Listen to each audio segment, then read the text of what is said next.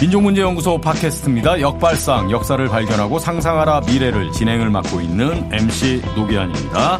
우리 김세호 PD 어서 오십시오. 네, 안녕하세요. 네, 근황 보고할 거 있습니까? 없습니다. 너무 그렇게 성의 없이 대답하는 거 아닙니까? 네, 없습니다. 속도를 빨리 내야 그렇죠? 오늘 중요한 또 그렇죠. TV 드라마로 넘어가야 되기 때문에 앞부분에 좀 할 얘기가 많이 있습니다. 자, 우리의 두 분의 선생님 소개합니다. 이영미 선생님 어서 오십시오. 안녕하세요. 네, 이주인 선생님. 네, 안녕하십니까. 네, 근황 토크 생략하겠습니다. 네, 생략해야 됩니다, 오늘. 자, 오늘부터 이제 텔레비전 드라마 주제가로 들어가는 첫 시간인데, 일단은 대한민국 텔레비전 방송의 역사, 이런 거 우리가 좀 짚어봐야겠죠? 그렇죠. 네. 그냥 갈 수는 없죠. 네. 그렇습니다. 수많은 최초들이 또 나와야 되니까. 대한민국 최초의 텔레비전 방송은 몇 네. 년? 그거는 그냥 말씀해 주십시오. 잘 몰라요, 이거 사람들이. 그리고 깜짝 놀라는 경우도 많이 네. 봤는데. 이렇게 일찍? 예, 그러니까요. 예. 대한민국 최초의 텔레비전 방송. 네, 1956년. KBS가 이때 개국했나요? 아니에요. KBS가 아닙니다. 민간 텔레비전 방송국. 뭐죠? HLKG, Z, TV. 그러니까 이 이름이 좀 많아요, 여기가. 네. 네. 그러니까 호출보를 따서 방금 말씀해 주신 HLKZ 이렇게도 부르고 네. 공간이 사옥이 종로에 있었기 때문에 네. 그 종로 내거리 종로 텔레비라고도 불렸고 네. 뭐 코캐드 네. 예, 아니면 뭐 RCA 뭐 여러 가지 이름이 있습니다. 어쨌든 종로 관철동에 있어서 많은 사람들이 종로 텔레비라고 그냥 애칭으로 불렀던 그런 방송국이에요. 1956년이요. 네. 전쟁 끝나고 3년 후에. 그렇죠. 그러니까요. 텔레비전 방송으로 굉장히 일러요. 세계 17번째 나라고요. 세계적으로 17번째 나라라고요? 네. 아시아에서 4번째예요. 예. 굉장히 이런 위에 겁니다. 있는 세 군데는 어딘가요, 그러면? 뭐 일본하고 어디? 뭐 당연히 나머지는 있겠- 어딜까요? 필리핀 예상합니다. 그럴 것 같아요. 예, 네. 필리핀 쪽일 것 나머지 같아요. 하나는 말레이? 태국 아니면 말레이 하여튼 그런 데일 것 같은데요. 북한 예상합니다. 의외로 혹시 그럴지 진짜. 몰라요. 네. 아니 근데 56년에 네. 뭐 TV 수상기 같은 게 있었나요? 없어요. 서울에 300대 있었대요. 그러니까 이 300대는 어떻게 있었던 거죠? 방송국이 생기기 전에 TV 수상기부터 갖고 있는 사는 사람이 건가? 있었을 수도 있고 그다음에 네. 이 회사가 텔레비전을 만드는 거와 관련이 있어요. 그러니까 텔레비전 방송을 하면서 텔레비전을 보급할 생각을 했는데 당연히 300대밖에 없는 수상기니까 얼마나 이게 경영이 안 됐겠어요. 그럼 뭘 제작을 했나요? 프로그램 같은 했어요. 그래도 하긴 했어요. 했죠. 예. 그러다가 굉장히 짧아요, 역사가. 59년 2월에 불이 났어요. 그래서 단명합니다. 그러니까 중간에 한번 망해가지고 한국일보사 장기영 사장이 샀어요, 그거를. 소유권이 넘어갔죠. 네. 그건, 예. 그래서 아마 팔렸다가 그리고 지속이 조금 되다가 그냥 불나가지고 끝나버린 그런 회사입니다. 아니 근데 서울에 300대 정도의 TV 수상기가 있었는데 네. 그때 그 TV 수상기를 켜면 뭐 어떤 게 나왔을까요? 이거 나온 거죠, 지금. 이거 딸랑 하나. 네. 딸랑 하나도 그 종일 방송도 당연히 아니고 몇 시간 하는 예. 거예요, 하루에. 그러니까 사람들이 비싼 돈 주고 텔레비전을 살 이유가 없는 거죠. 이때만 해도. 그러면 이 종로 텔레비라는 이 방송사가 네. 어떤 프로그램들을 만들었는지 뭐 그 자료 같은 게 있습니까? 있죠. 신문에 다 나와 있습니다. 신문에. 뉴스, 드라마, 음악방송 이런 거 다 했고요. 이 종로 텔레비를 통해서 이미자가 데뷔했어요. 맞아요. 그 얘기 들었다. 네. 예. 저 예능 로터리라고 예. 그러니까 일반인들이 나와서 자기 장기자랑하는 거. 거기서 이제 여고생 이미자가 출연해서 노래로 예. 이제 우승을 한 거죠. 그럼 이때 여기서 뉴스 진행하고 그랬던 아나운서들이 1세대 아나운서들인가요? 거의 이른바? 그렇겠죠. 그럼 나중에 다른 방송사로 이제 가게 된 건가요? 여기 있던 분들이? 그 아나운서는 정확하게 잘 모르겠는데 어쨌든 이거를 할 때 아나운서에 어서 빌려올 수도 있잖아요. 왜냐하면 그 이전에 라디오 방송했었던 거하고 크게 다르지 않으니까. 중요한 건 PD들이에요. 제작하는 사람. 예. 텔레비전 방송하고 라디오 방송은 완전히 다른 거잖아요. 카메라를 움직여야 되니까. 기자재도 그렇죠. 다르고. 예. 그러니까 뭐 그냥 얼마나 어렵게 했겠어요. 당연히 여기 이제 미국인들 들어와서 같이 기술을 공유했을 거고요. 몇 년 만에 단명하고 말았지만 이 멤버들이 나중에 KBS에서 TV 방송을 할 1961년에 그쪽으로 데려가요. KBS에서. 예. 그래서 이 경험이 굉장히 중요한 바탕이 됩니다. 이거 없었으면 KBS TV 그렇게 빨리 못 만드는 거죠. 예. 신기하네요. 신기해요. 그리고 중간에 이 종로 텔레비와 KBS 텔레비전 사이에 한국인들 대상은 아니지만은 미군 네. 네. 예전에 2번 AFK. 아메리칸 포시스 코리안 네트워크. AFK의 그 2번 텔레비전이 57년인가 오래간만에 듣는다. 그러니까 이 종로 텔레비가 불난 다음에 미군 기자재를 이런 걸 시설을 빌려가지고 그냥 일주일에 한 이틀 정도 이렇게 명맥만 이어가는 그런 시기도 있었다고 합니다. 네. 그랬다고 해요. 예. 그러니까 이때부터 어쨌든 드라마를 하고 싶을 거 아닙니까? 이걸 주도했던 분이 최창봉이에요. 지난번에 왜 한국에서 방송국을 제일 많이 만들어온 개국 전문가. 네. 그분입니다. 근데 이분은 연극하셨던 분이니까 고대 연극반 출신이고 나중에 제작극회 같이 했고 그러니까 드라마 얼마나 하고 싶겠어요. 그래서 드라마가 있어요. 56년부터. 종로 텔레비예요? 네. 근데 거의 연극이에요. 1956년에 아일랜드 단막극을 드라마화한 건데 천국의 문이라는 작품이 최초의 한국의 드라마 TV 드라마로 기록이 되어 있습니다. 그럼 뭐 이 당시에 그냥 연극처럼 공연을 하고 그걸 찍어서 녹화해서 내보냈겠죠? 스튜디오에서 연극을 한 거죠. 그러니까요. 녹화가 아닙니다. 녹화 없어요. 생방이에요. 생방으로? 네네. 녹화할 만한 기술이 안 돼. 녹화기가 없어요. 그냥 카메라 갖고 하는 거예요. 그냥 한 대 세워놓고 예.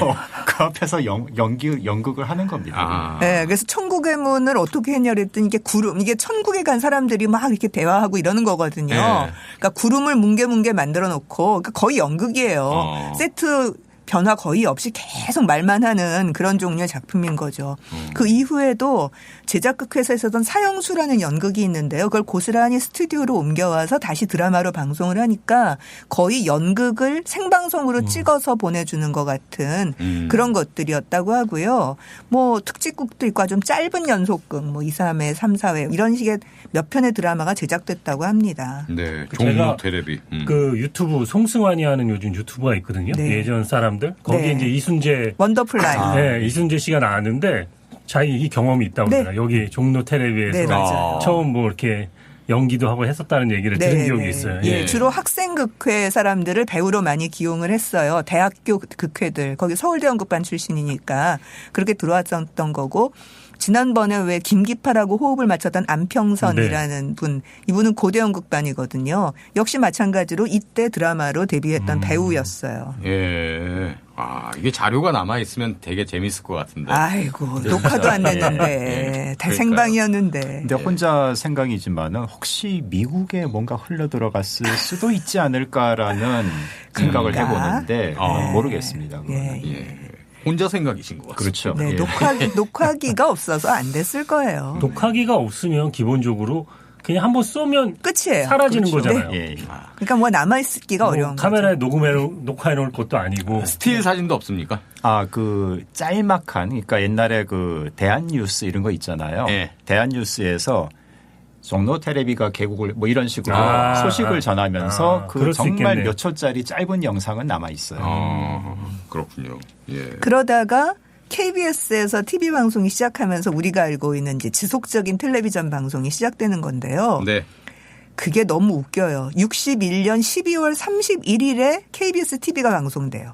첫 시작이에요. 61년 12월 31일. 예. 근데 이 날짜가 너무 이상하지 않아요? 냄새가 나지 않습니까? 62년 1월 1일에 하지 61년 12월 31일에 할 게 뭐냐고요. 이 섣달금음 날 이게 뭐 하는 짓이냐고요. 송년 쇼로 이제 개국한 거 아닐까요? 그러니까 이렇게 해서 이걸 왜 그렇게 했을까? 62년 1월 1일이 아니라 네. 이렇게 질문을 던지면 이거 알아먹는 종류의 사람들이 있어요. 주로 관료들, 공무원들은 바로 알아요.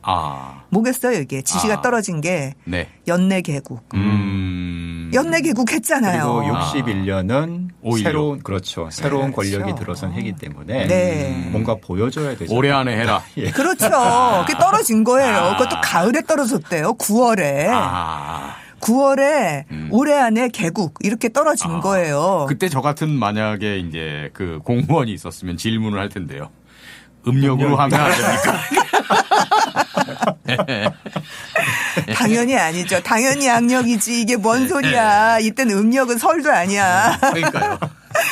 그러니까 이제 누굴 잡아오겠어요. 종로 텔레비 했었던 최창봉을 먼저 잡을 거 아닙니까? 개국 전문가. 개국 전문가. 이때까지 뭐 개국 전문가도 아니지만 그냥 텔레비전 방송을 해본 사람은 그 사람밖에 없는 거니까. 거의 유일한 유경험장. 유경험장이니까. 근데 자기는 아무리 생각해도 그 소리를 이제 들었대요.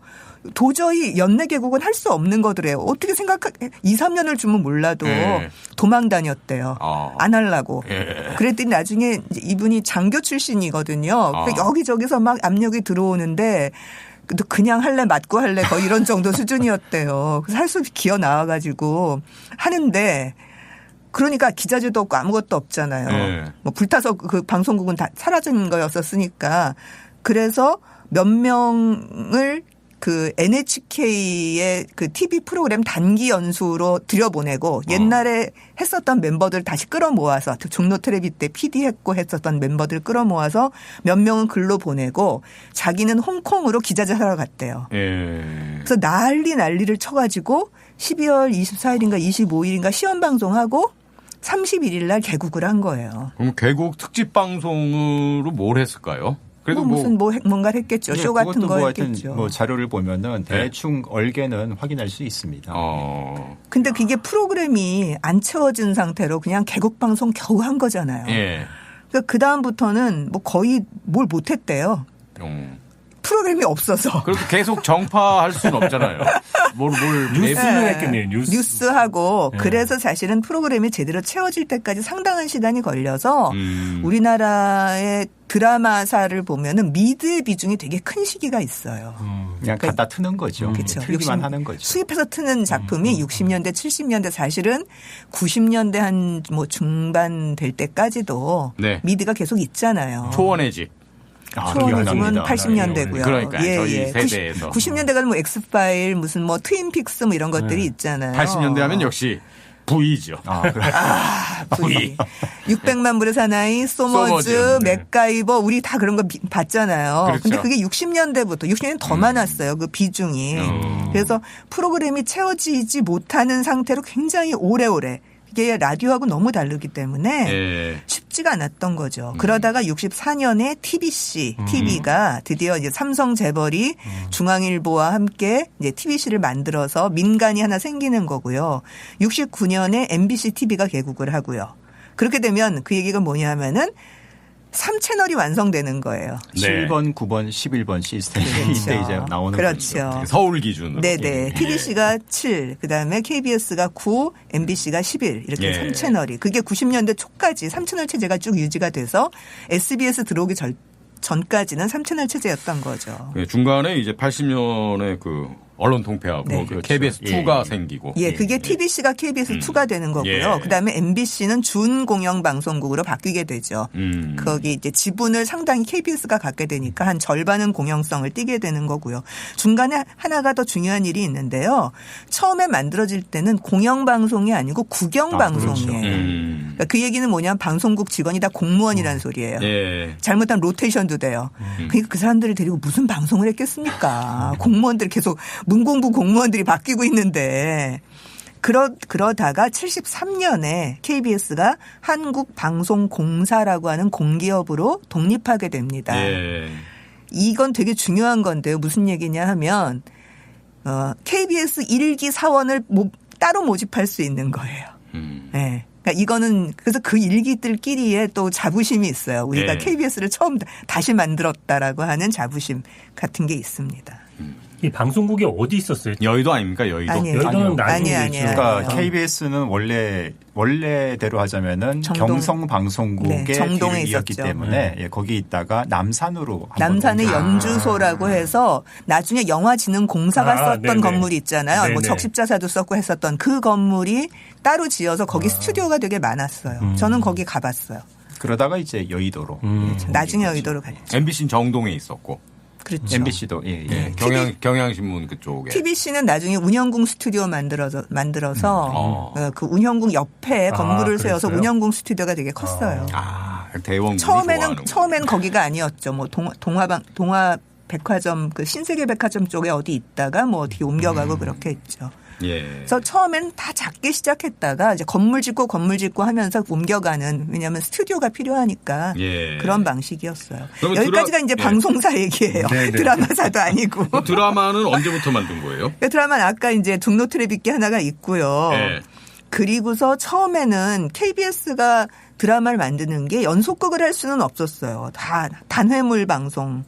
거였죠. 그건 뭐 그럴 수밖에 없는 게 다 생방송이거든요. 이때까지도. 그러니까 상상해 보세요. 드라마를 어떻게 생방송으로 해. 그러면 이제 NG 나오고 그런 거는 그냥 다 가요. 내버려. 그냥 가요. 예, 그렇지. 뭐 상투 뽑히고 뭐 의상 벗겨지고 세트 넘어가고. 예. 근데 그게 상상해 보면요. 드라마에서는 영화는 편집을 나중에 하잖아요. 예. 그런데 드라마에서는 카메라 뭐 2대나 3대를 가지고 옮겨서 이쪽 카메라, 1번 카메라, 3번 카메라 이렇게 옮겨가면서 해야 되는 거거든요. 예. 그러니까 쓰는 사람도 달라지는 게 오른편에서 퇴장했던 사람이 왼편으로 바로 나올 수가 없는 거예요. 그러니까 그걸 다 계산해서 써야 되는 예. 거죠. 사람 수, 등퇴장로, 네. 옷 갈아입는 시간 네. 이런 걸 다 계산해서 쓰는데 그게 또 생방송이야. 피곤한데. 그러니까 처음에는 제대로 만들 수가 없었고 그러니까 연극을 그냥 찍는 방식이었다는 말씀을 드리는 거예요. 예. 그러다가 녹화를 하게 되면 이제 획기적으로 바뀌죠. 왜냐하면 NG는 없앨 수 있으니까. 그 녹화를 언제부터 합니까? 64년에 TBC가 돈이 있으니까 역시. 녹화기를 사요. 아.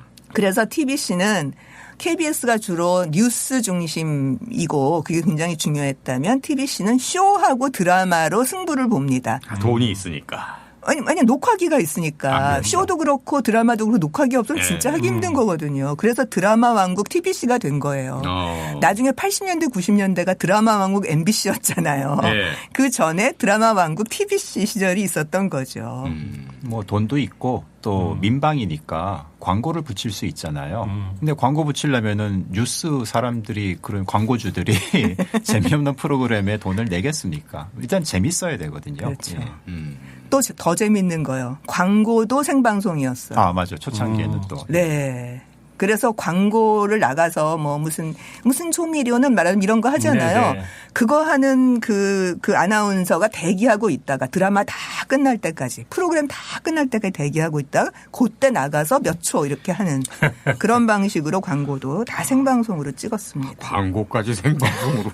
네. 아이고 그랬더니 진짜 한번 보고 싶네요. 얼마나 황당했을지. 아마 10년 내로 이런 초창기 텔레비전을 재현하는 네. 드라마가 나올 겁니다. 아, 그럴 것 같아요. 저도 얘기 들으면서 야 그런 거 나오면 재밌겠다. 그렇죠. 더 재밌는 거는요. 64년에 녹화기 들어왔다 그랬잖아요. 예. 아직 편집기는 안 들어왔어요. 아. 편집기는 그래, 1, 2년 있다가 들어와요. 또. 아. 그 얘기는 뭐냐. 20분짜리 드라마를 찍어요. 그런데 19분에서 NG가 나요. 그럼 처음부터 다시 찍어요. 욕 엄청 먹겠네요, 그러면. 그러니까 옛날 분들 맨날 회상 갈 때 맨날 그 얘기 단골처럼 많이 하잖아요. 야, 역적되겠네요, 진짜. 황당해. 어쨌든 처음엔 단해물로 시작했던 드라마가 주 1회 연속극으로 처음에 시작을 합니다. 그게 63년 KBS의 일요 연속극이 처음 시도가 되고 예. 러닝타임이 30분이었어요. 그러다 녹화기가 도입되고 나서 1일 연속극을 TBC가 제일 먼저 해요. 그러니까 녹화기가 있으니까. 그게 64년에 눈이 내리는데. 이거 들어보셨죠? 1959년에 그 어느 하늘 아래서라고 하는 한은사 작품 라디오 드라마로 있었잖아요. 네네. 그 성공 사례가 있으니까 그걸 고스란히 그 내용을 갖고 와서 리메이크를 합니다. 근데 한 선생님 얘기를 들어보면 잘 못했대요. 그러니까 1일 극이 너무 버거운 거예요. 지금 이 체제로서는. 그래서 완성도가 굉장히 떨어져서 라디오 드라마엔 택도 없었다. 그렇게 얘기를 하더라고요. 그 조그만 방송국 내의 세트장에서 뭐 이미지와 소리를 같이 녹화해서 이게 좀 말이 안 되는 지금 생각해보면. 거기다가 또 작가가 대본이나 일찍 주면 모르겠습니다. 그렇죠. 옛날 라디오 하던 버릇이 있으니까 또 일찍도 안 줘요. 그러니까 이게 뭐가 되겠어요? 그러니까 정말 제 기억에도 저는 이제 어렸을 때부터 TV를 봤거든요. 집에 일찌감치 우리 아버지가 예. 얼리 어댑터여서 일찌감치 텔레비전을 샀어요. 역시 부유한 집안. 부유한 출신이시군요. 집안 아니에요. 근데 예. 할머니가 거의 쟤는 도대체 네 애비는 그렇게 비싼 텔레비를 사갖고 왔다. 그래서 저는 아주 아기 때부터 텔레비전을 봤는데요. 예. 기억 안 나십니까? 나요. 나는 거 많아요. 그래서 제 또래치고 저는 텔레비전을 되게 많이 기억하는 사람이에요. 예. 근데 진짜 미드가 많았어요. 어. 뭐 도나리드 쇼, 개구장이 데니스, FBI, 용감한 린티 이게 개 나오는 거예요. 도망자. 전 도망자는 정말 재밌게 봤어요. 리차드 캠블이 아내를 죽였다는 그 죄를 뒤집어쓰고 도망가고 형사가 계속 쫓아가는 그렇죠. 뭐 이런 얘기인데 그거를 했던 리차드 캠블 역이 성우 김성원이었어요. 그러니까 그런 것들이 다 기억에 나고 70년대 뭐 컴뱃. 전투. 네, 전투. 그다음에 제오전선, 나중에 미션 네. 임파서블 나오는 그렇죠. 그런 거 다 봤죠. 콜럼보도 당연히 봤고. 그래서 엄청나게 많은 미드를 이 시절에는 한국 텔레비전 시청의 산 증인이시죠. 네, 거의 그래요. 제가 나중에 그 옛날 원로들 선생님들하고 얘기를 했는데 70년대 드라마를 막 기억하고 있으니까 도대체 연세가 몇이야 나한테 그러셨어요. 이 초창기 드라마, TV 드라마의 주인공들은 어떤 배우들이셨죠?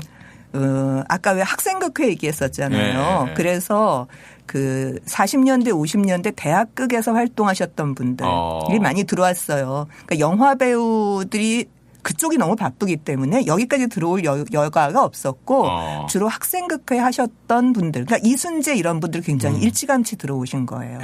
물론 뭐 영화 배우 하다가 오신 분들도 있고 드라마에 따라서 그렇긴 합니다만 대부분은 탤런트를 1기 탤런트, 2기 탤런트 같은 식으로 공채를 해서 다시 뽑았습니다. 그러니까 뭐 강부자 이런 분들 다 들어왔고요. 그다음에 이제 성우로 들어오셨다가 TV 쪽으로 넘어오신 그렇죠. 분들도 되게 많아요. 삼이자 같은 분들은 성우로 출발했다 들어오셨던 분이고요. 그렇습니다. 어쨌든 60년대는 그렇기 때문에 1일 연속극이 있기는 했지만 자리를 잡지는 못했다. 그래서 어떻게 보면 주 1회짜리 연속극이 자리를 잡는 시기, 정립되는 시기가 60년대다 이렇게 볼 수 있습니다. 그렇군요. 그리고 이 당시는 뭐 70년대도 크게 다르진 않지만은 60년대 드라마가 지금 볼 수 있는 게 아마 없어요. 없죠. 네, 없어요.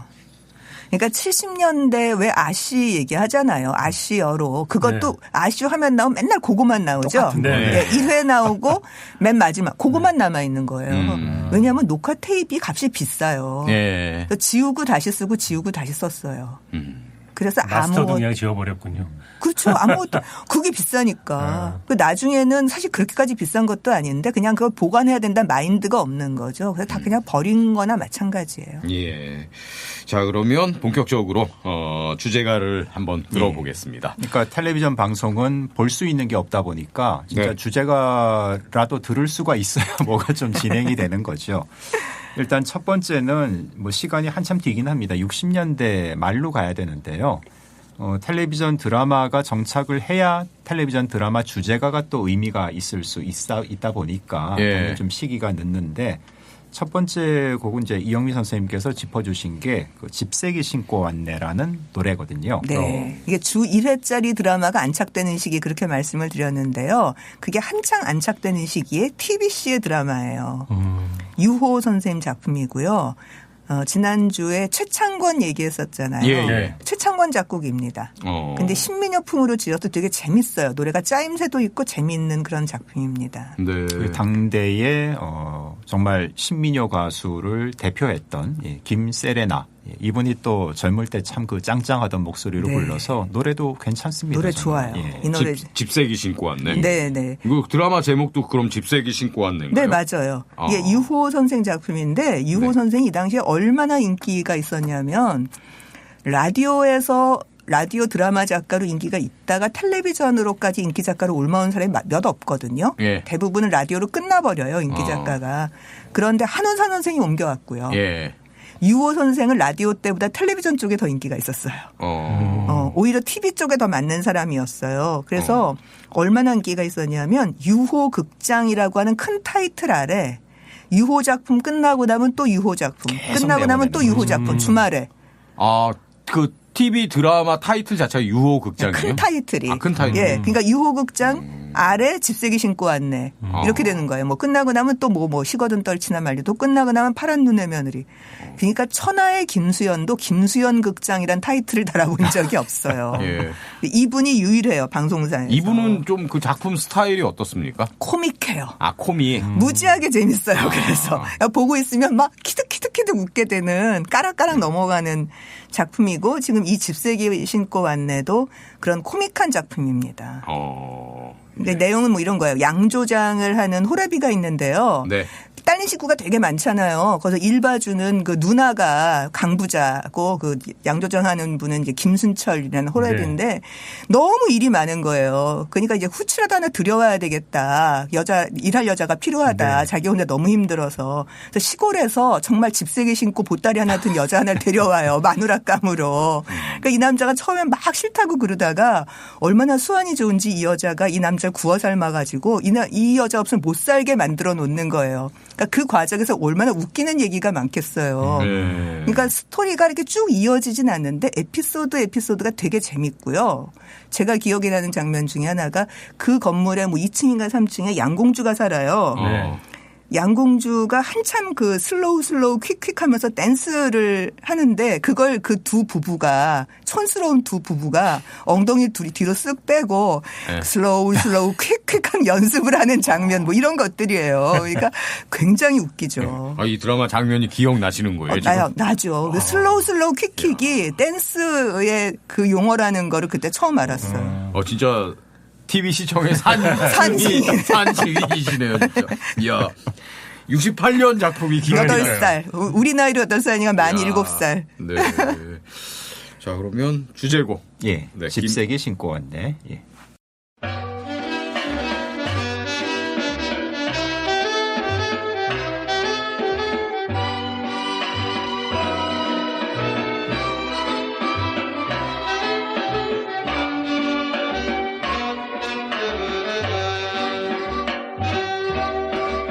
사랑이 별거드냐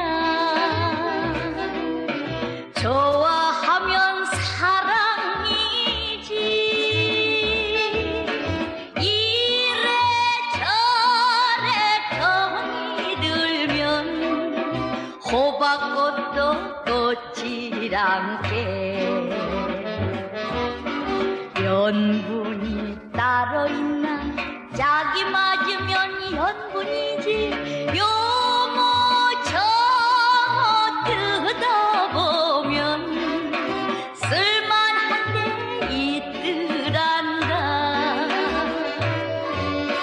기왕에 만났으니 잘 살아보자구요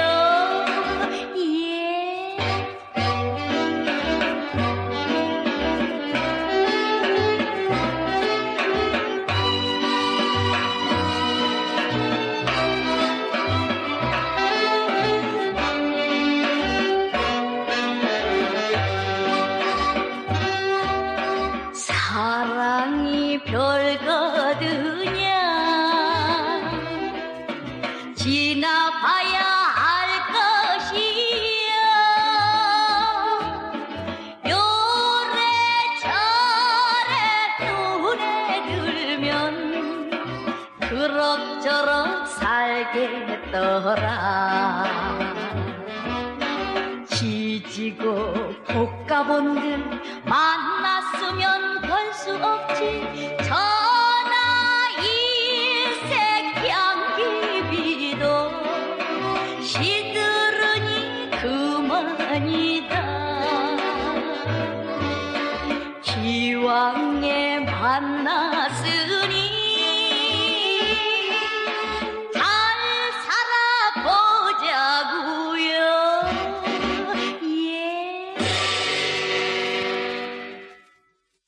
자, 다음 작품으로 넘어가겠습니다. 예. 다음에 준비한 노래는 조금 곡의 같은 드라마 주제가이긴 하지만은 곡의 분위기가 많이 다른데요.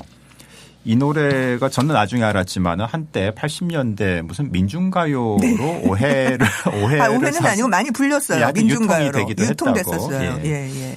김상국 그 불나비로 유명한 그분이 드라마 주제가로 부른 그 여기 이 사람들이라는 곡이 있는데 이게 또 텔레비전 드라마 주제가였습니다. 근데 드라마에 대한 정보를 좀 찾아보려고 굉장히 좀 이렇게 많이 뒤져봤는데 결국 구체적으로는 확인을 못했거든요. 그게 이 드라마가 일종의 시리즈로 실화극장이라는 큰 타이틀로 계속 이렇게 작품이 바뀌어가면서 처음엔 단막극이었다가 조금 횟수가 늘어나는 연속극으로 갔다가 이런 식으로 하다 보니까 신문 그 텔레비전 편성표에 실화극장은 나오는데 그 중에서 세부 제목이 안 나오는 거예요. 그렇죠. 그래서 확인을 못했습니다. 이 KBS 실화극장은 KBS의 간판 프로그램이었는데요. 64년에 시작을 했어요. 왜 간판 프로그램이냐? 이게 주로 방공 내용이거든요. 그래서 돈도 많이 쓰고 텔레비전에선 잘 볼 수 없는 영화 스타들도 나왔어요. 신영균 뭐 이런 분들 텔레비전 거의 안 나오거든요. 근데 여기에는 나오는 거예요. 그건 국책으로 밀었으니까 이제 할 수 차라가 없이. 안 맞음에도 불구하고 그렇죠. 추가해서 하나니까 그런 거죠.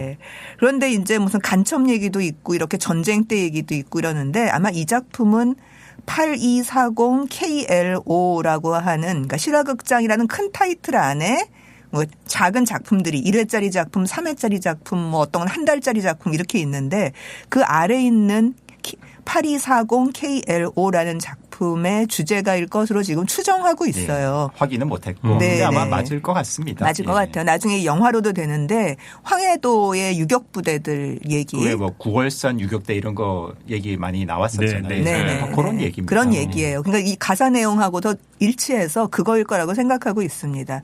그럼 도대체 이런 간첩 얘기 같은 건 누가 썼냐. 이게 이제 국책을 딱 드러내는 건데요. 재밌죠, 이분. 예, 중앙정보부 직원이에요. 중앙정보부 직원이 그러면 극본을 쓴 거예요? 네. 현직 직원이 드라마 파견된 작가까지 그래도 필력이 있으신가 보네요. 그렇죠. 쓰라고 해서 쓴 거 아닐까요? 아니에요. 실화를 워낙 많이 알고 있어서 그런 거 아닌가요? 그러니까 그런 자료가 없으면 쓸 수 없는 네. 작품이기 때문에 중앙정보부 직원이 직접 와서 썼고요. 그건 초기의 수사반장을 경찰 출신이 쓴 것도 있어요. 아, 그래요? 네. 작가가 쓰기 전에. 왜냐하면 그 사례를 많이 알고 있어서 사례를 주는 정도가 아니라 아예 경찰 출신 중에서 작가적 기질이 있는 사람이 들어와서 쓴 분이 있어요. 그럼 사람과 전쟁도 불륜했던 사람이 이렇게 와서 쓰고. 아니, 지금 왜 변호사 출신이 굿 파트너 같은 거 써서 그렇죠. 판사 맞아요. 출신이 네. 문희석 판사가 쓰고 네. 아예 작가로 전업하잖아요. 네, 맞아요. 이분도 작가로 전업했어요. 김동현이라는 분인데 60년대에 방공 드라마 제일 많이 쓰신 분이고요. 거의 뭐 독보적인 독보적이에요. 인물이죠. 예. 그러니까 직원이다가 나중에 직원 그만두고 중앙정보부 그만두고 네. 전업작가로 바꿨는데 전업작가로 바꾼 다음에는 멜로드라마 이런 거 많이 쓰셨어요. 그 유명한 개구리 남편이라고 혹시 들어보셨나요? 처음 들어봅니다. MBC 개국 드라마였는데요. 네. 그 말도 오피스 와이프 이야기예요. 요새 말로. 요즘으로 치면. 네. 그러니까 남자가 있는데 남편이 자기 집에서는 너무 아무렇지도 않은 남자인데 가면은 오피스 와이프가 하나 있는 네. 그런 그러니까 개구리처럼 무태서도 살고 물에서도 사는 딱 양서류. 양서류예요. 네. 그것 때문에 거의 조기종방이 된 작품인데 그래서 최초의 불륜 드라마 어쩌고 이렇게 사람들이 알려져 있거든요. 본인 얘기 아닙니까? 근데 그게 최초의 불륜 드라마하고는 아무 상관이 없고요. 그냥 불륜 얘기 많았어요. 근데 이게 TV에 그것도 MBC 개국 작품으로 나와서 생긴 해프닝이라고 좀 보입니다. 게다가 최근에 그 연출하신 표재순 선생님 그 구술하셨던 분한테 내가 물어봤어요. 도대체 개구리 남편은 왜 그랬냐. 불륜이가 세고 셌었는데 그 당시에 그랬더니 유경수 여사께서 노발대발하셨다고 청와대에서. 그래서 엎어졌다고. 마음고생이 심하잖아요. 그러니까요. 아니 원래 마음고생이 심하신 분인데 조금 쉬려고 TV 켰는데 TV에서도 또 그런 얘기 나오면 얼마나 스트레스를 많이 받겠습니까. 그러니까요. 어쨌든 지금 실화극장에 돌아가면은 김동현이 그렇게 해서 전업작가로 바뀐 그런 분이에요. 네. 그래서 역시 이 8240KLO 이것도 이제 김동현 작인 거죠. 작품 하나를 더 이어서 노래를 들어봤으면 좋겠는데. 아니 근데 네. 이게 이제 그 중앙정보부 출신인 김동현 이분이 작사를 한 노래를 김상국 아저씨가 부른 거잖아요. 그렇죠. 여기 이 사람들이. 네. 근데 이게 어떻게 보면 중정 출신이 작사를 했는데 이게 80년대에 민중가요로 쓰였다고. 들어보시면은 왜 민중가요로 분위기가 들렸는지를 좀, 나긴 아세요. 납니다. 그 혹시 들어보셨어요? 그 나중에 김원중 씨도 예성강이라는 제목으로 불렀던 노래인데요. 네. 예성강 푸른 물에. 그 노래 알죠? 그거예요. 이 노래가요? 이 노래가 그거예요. 어쩐지 아까 살짝 들어봤는데 귀에 익은 노래였고. 그러니까 예성강, 멸악산 이런 게 나오니까 이게 황해도 지역의 얘기잖아요. 거기다가 80년대가 지나면서 무등산이 더 붙은 거예요. 3절이 붙은 거죠. 무등산까지. 제목이 여기 이 사람들이 그래갖고 몰랐습니다. 예. 그러니까 저도 이 제목인지 몰랐어요. 그런데 이건 분명히 전업 작가가 지은 제대로 지은 노래인데 민중가요 중에서도 그리고 막 뒤져봤죠. 근데 결국은 이 노래더라고요. 아, 그렇군요. 예. 자, 하나를 이 더 노- 듣겠는데요. 김상희의 빨간 선인장을 같이 골랐습니다. 이 노래는 68년에 역시 선인장이라는 제목의 그 윤형민이라는 그 나중에 꽃피는 팔동안산 쓰셨던 작가의 작품인데요. 처음에 쓴 제목은 빨간 선인장이었대요. 드라마 제목이. 근데 빨간이 또 문제가 돼서 날아갔답니다. 그렇죠. 굉장한 레드 컴플렉스죠. 그렇죠. 그러니까 선인장만 남았대요. 그래서 그 제가 이 두 곡을 같이 고른 이유는 왜 제가 라디오 드라마 주제가 얘기하면서 단조 스탠다드 팝에 약간 장중하고 느린 노래가 드라마 주제가로 인기가 있었다 이런 말씀 드렸잖아요. 예. TV에 고스란히 옮겨와요. 그 분위기가. 그래서 김상국으로 치기에도 사실 이 노래는 좀 독특하고요. 김상국의 그 삐빠빠룰라 분위기하고 되게 다르고 예. 김상희로서도 보통 인기 있는 노래는 뭐 8시 통근길의 대머리 총각 이런 노래잖아요. 코스모스. 코스모스는 조금 낮은 예. 노래고. 근데 그런 분위기하고 다르게 드라마 주제가를 하면 이렇게 단조의 스탠다드 팝의 장중한 노래 쪽으로 주로 부르세요. 그래서 이런 스타일이 TV 라디오의 드라마 주제가의 일반적인 스타일이었다라는 가장 거죠. 좀 안전하죠 말하자면은. 예. 단조 스탠다드 팝. 그리고 두 곡은 여기 사람들이 하고 빨간 선인장 두 곡은 작곡자도 같습니다. 김강섭 작곡으로 발표된 곡이기 때문에 이때 KBS 교향악단 하고 있었죠. 예전에 그 가요 무대 그렇죠. 악단 지휘도 예. 하셨던 분이기도 하죠. 예. 예. 자, 두 곡 이어서 듣겠습니다. 김상국, 여기 이 사람들이, 그리고 김상희, 빨간 선인장.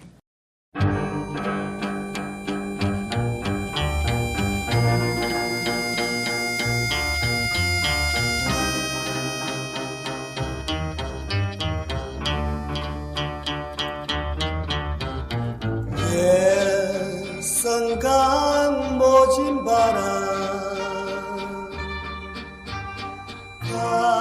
강물도 느낄 때 말없이 사라져가 여기 사람들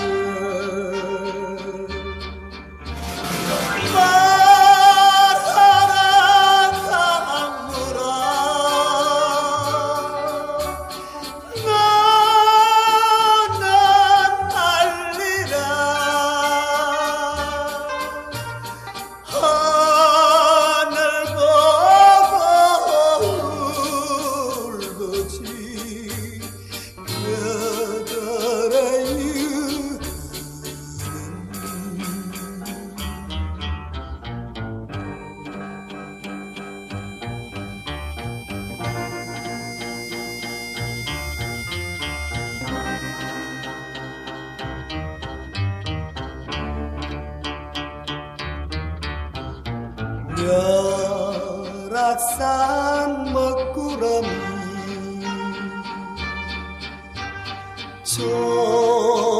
초생달 가리울 때 웃으며 사라져가 여기 사람들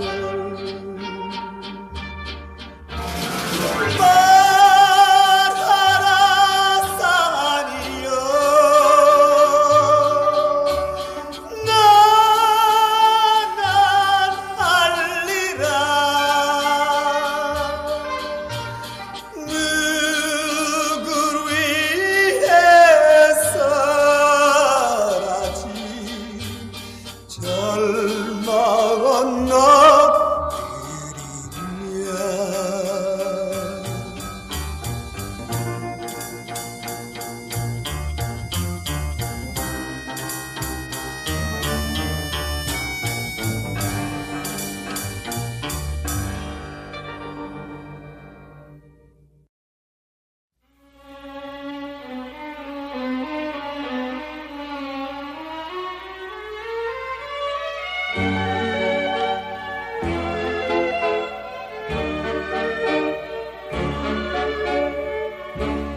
마른 잎이 굴러도 찬바람이 불어와도 내 가슴은 언제나 따스한 님의 입기 앙상한 가지마다 눈보라가 몰아쳐도 내 가슴은 언제나 따스한 님의 음성 혼자서 가는 길이 외롭고 괴로워도 눈물에 젖은 길이 자꾸만 흐려져도 앙상한 가지마다 눈보라가 몰아쳐도 빨간 선인장은 봄을 기다립니다.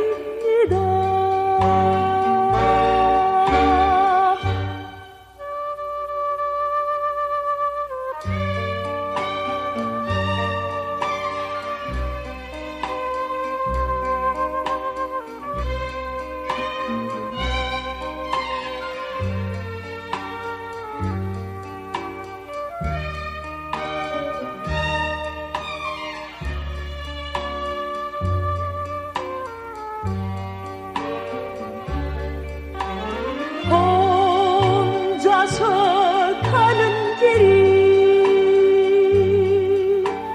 외롭고 괴로워도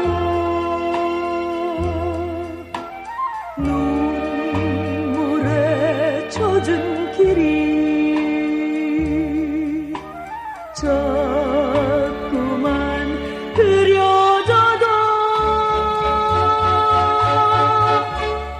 앙상한 가지마다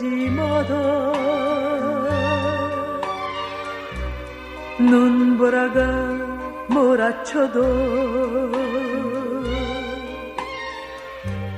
빨간 선인장은 봄을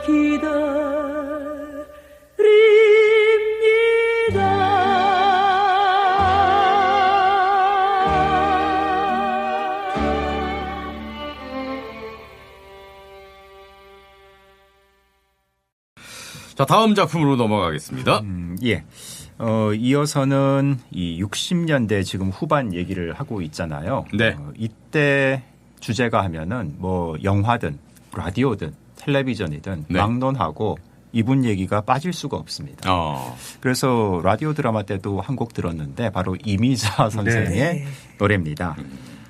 서울이여 안녕이라는 곡인데요. 네. 드라마 사실 이 노래도 꽤 알려진 히트곡이기 때문에 아니 그게 드라마 주제가였어라고 좀 놀라는 분들도 있을 것 같은데 이 노래는 저도 알 것 같은데 뭐 네. 유명하죠. 이 노래는 기본적으로 트로트는 아니죠. 네. 그렇죠. 예. 근데 작곡가는 네. 그 동백아가씨의 콤비죠. 예. 이미자, 배경호 이 두 분이 또 만든 건데 예. 불과 시차가 한 4년밖에 안 나요. 그런데도 그러니까 그런 걸 보면은 배경호라는 작곡가도 나름 예, 폭이 있는 그러니까 거예요. 가볍게 볼 만한 분은 아니라는 예, 생각이 예. 들긴 합니다. 그러니까 아까 그런 얘기 했잖아요. 단조 스탠다드 팝으로 짓는 게 약간 관행처럼 되어 있었다. 왜냐하면 예. 뭐가 드라마틱하고 얘기가 많을 것 같고 인생의 깊이가 있을 것 같고 그런 음악이라고 생각한 거예요. 근데 배경호의 생트로트는 그런 거하고 좀 안 맞잖아요. 근데 이 작품은 텔레비전 드라마 주제가를 지으려니까 트로트끼리 약간 뺀 거죠. 예. 근데 자기 색깔은 조금 있고 이미자 색깔까지 덧붙어서 트로트적 분위기가 안 나는 건 아닌데 그래도 생트로트는 아닌 걸로 만든 거예요. 약간 예. 팝화된 뽕. 작품이라고 볼 수 있습니다. 예. 이 드라마는 어떤 내용입니까? 이게 한운사 작품이거든요. 예. 예. 그러니까 이제 또 일본이거나 뭐 전쟁이거나 이런 거 엮여 있는 거잖아요. 한일 수교 이후의 상황이에요. 제1교포 과학자 청년이 있었고요. 거기서 자랐어요. 근데 부모의 반대를 무릅쓰고 그 일본 여자하고 사랑을 했는데 그 일본 여자 쪽의 부모는 얼마나 반대를 했겠어요. 조센징하고 그렇죠. 연애를 하니까. 예. 근데 그 여자가 자기 부모의 반대를 무릅쓰고 그 조센징 청년을 선택해서 결혼을 한 거예요. 거의 도망치다시피 해서. 그리고 아이까지 낳았어요. 요런 대목 보면 그 아로운하고 되게 비슷하지 않아요? 현해탄에서 보면은 그 일본인 여자하고 사랑하잖아요. 그 탈출을 하면서. 어쨌든 일본인 아내하고 아이까지 생겼는데 한일 수교가 벌어지니까 외국에 있는 엘리트들을 한국 정부가 불러들인 거예요. 예. 들어와라. 들어올 수 있게 해주겠다. 그래서 이 사람이 과학자예요. 그래서 한국으로 가요. 가서 그러면 잘하고 돌아오면 되는데 한국에서 이제 바람이 나겠죠. 아하. 네. 근데 바람이 안 나오면 재미가 없지 않습니까? 그렇죠. 드라마가. 예. 이게 진짜 그 한은사가 묘하게 사회 이야기를 넣으면서도 멜로까지 잘 쓰는 작가라는 거예요. 근데 그 여자를 새로운 여자를 좋아하게 된 이유가 있어요. 와서 보니까 너무 불쌍한 전쟁 때 다 모든 것을 잃은 불쌍한 한국의 처녀인 거죠. 그럼 인도적으로 지원을 해야 되지. 왜 바람을 피웁니까? 예, 요정에서 만났어요. 요정에서. 예. 이제 다들 이제 과학자들 모아가지고서 한 상 먹인다고 데려갔는데 거기서 만난 거예요. 그러다가 결국은 정이 들어서 이 여자하고 좋아하게 됐는데 일본인 아내는 아무리 기다려도 남편이 소식도 없고 좀 이상하잖아요. 예. 애를 안고 서울로 와요. 김포공항으로 떨어집니다. 예, 와서 찾아보는데 결국은 남편이 변한 거죠. 예. 그래서 얼마나 고민을 하겠어요. 마지막이 어떻게 됐겠어요? 어떻게 되면 참 좋겠습니까? 마지막에는 이제 두 집 살림이요? 네? 우리 김세호 PD가 두 집 살림이라는데요. 그러니까 이 남자는 일쪽으로 갈 수도 없고 저쪽으로 갈 수도 없는 정말 부모의 반대를 무릅쓰고 자기를 선택해준 일본 여자와 그 아내와 조강지처 아이 엄마 그다음에 버릴 수 없는 이 불쌍한 네. 처녀와 그러면 뭐 답은 하나죠. 네. 어디로 가요? 광장처럼 제3국으로. 여기서 정말 끝내주는 건 뭐냐면 일본인 아내가 자기가 물러나겠다 그래요. 당신은 대한민국이 필요로 하는 사람이다. 그래서 서울이요 안녕. 네, 그래서 서울이요 안녕. 네. 김포공항에서 떠나는 게 마지막 장면이에요. 약간 현실성은 떨어지는 것 같은. 그런데 진짜 남자들이 보기 참 마음 편한 결말이죠. 그러네요. 스스로 딱 물러나 주니까 그것도 명분까지 부여하잖아요. 당신은 대한민국이 더 필요한 사람이다. 조국의 간성으로서 뭐 이런. 내가 개소리니까. 내가 물러나겠다. 그래서 와 어떻게 결말을 이렇게 남자들 너무 좋아 이렇게 되면. 그런 작품이군요. 네, 그런 작품입니다. 어쨌든 전 기억나요, 이 작품. 청와대에서 네, 뭐 봤어요. 청와대에서 뭐 딱히 연락은 오지 않았을 것 같습니다. 그렇죠. 그럭저럭. 이렇게 되면. 네. 국가와 민족을 위한다는데. 네. 이때 드라마는 다 스튜디오에서 네. 찍은 거죠? 네. 그렇죠. 아, 다 그러면 스튜디오예요. 김포공항 장면도 스튜디오에서. 그건 생각이 안 나요. 너무 어렸을 때여서. 저 이거 7살 때인데요.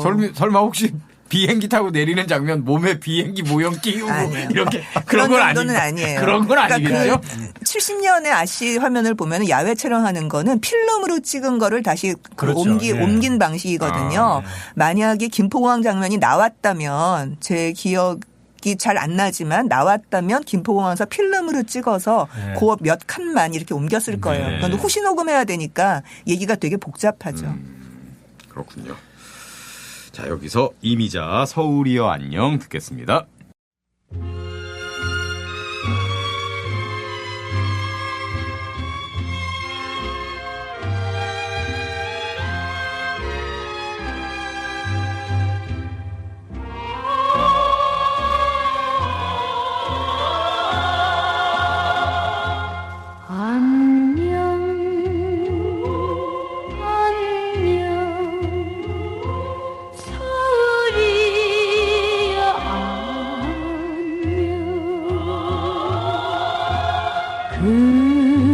그리운 찾아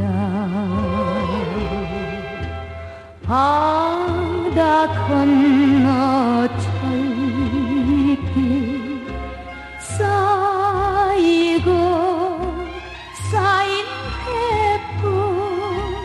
불려고 왔는데 님의 마음 변하고 나 홀로 돌아가네.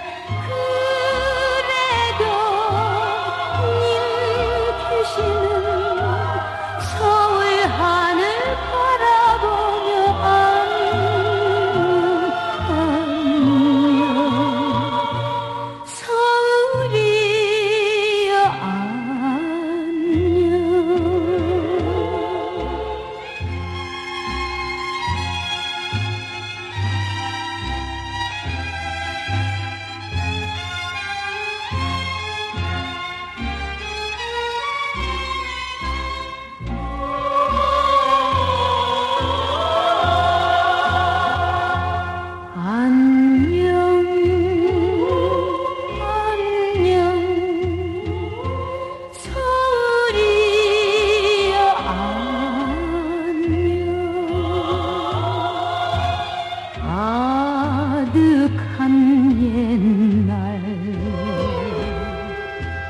어려운 일 이기고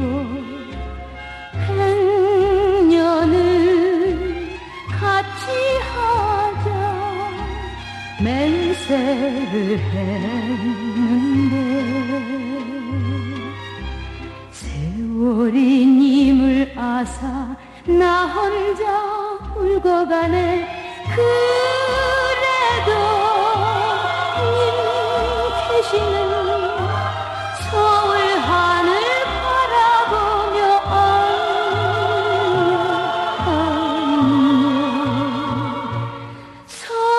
서울이여 안녕.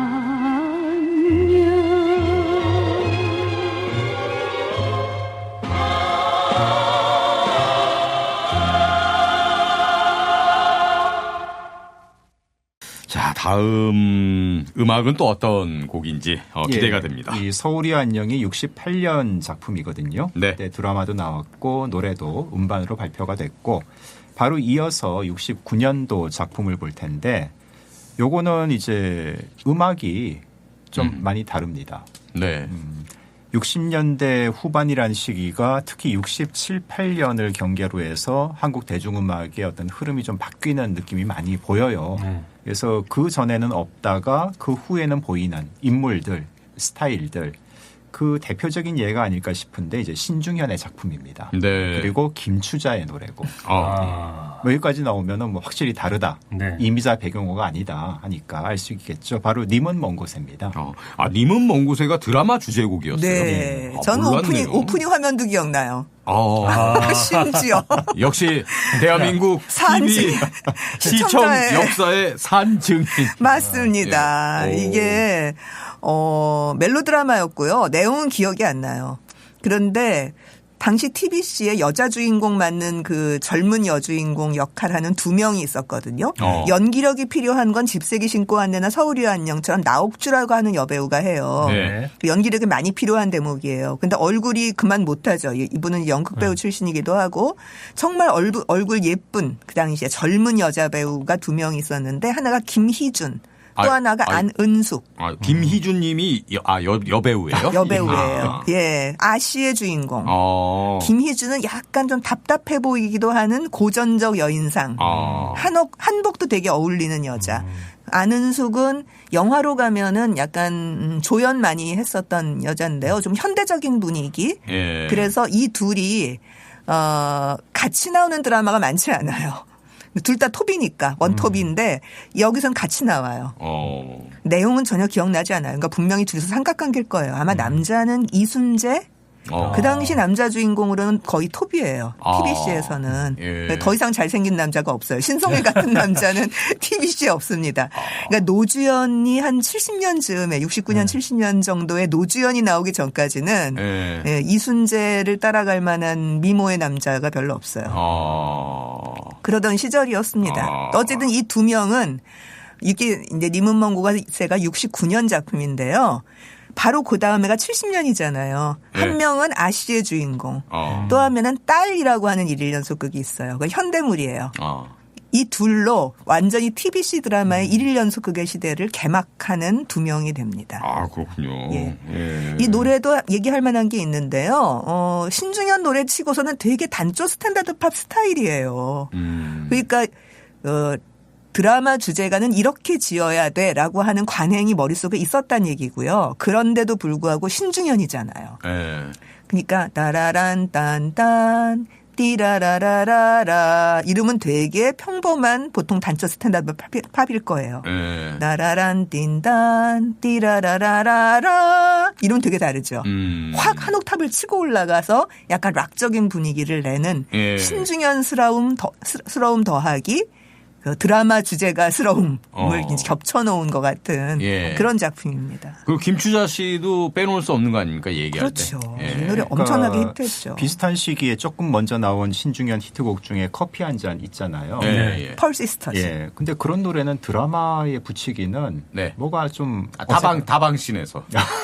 그렇게 나올 수는 있겠지만은 타이틀로 주제가로 붙이긴 조금 가벼워 보이기도 예, 하고. 특히 이런 예. 멜로드라마에선 그래요. 요 시기에 이거 말고도 유호극장 같은 발랄한 작품에서 뭐 나팔바지 뭐 이런 거에 신중현 작품이 없진 않아요. 있어요. 그런데 이 님은 먼 곳에만큼 빅히트는 아니에요. 이게 확실히 익숙한 스타일인 거죠. 네. 자, 그러면 님은 먼 곳에 함께 듣겠습니다.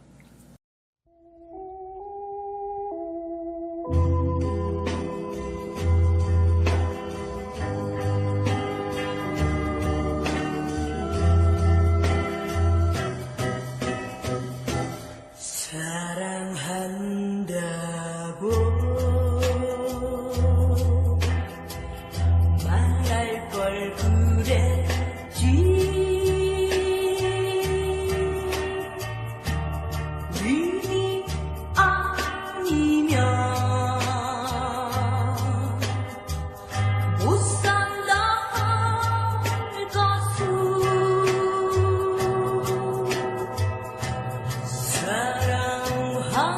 사랑한다고 말할 걸 그랬지 막사리가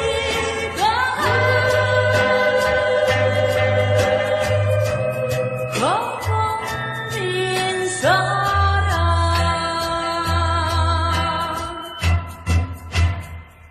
마음 주고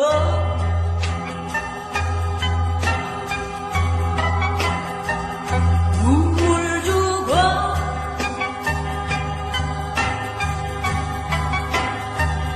꿈도 주고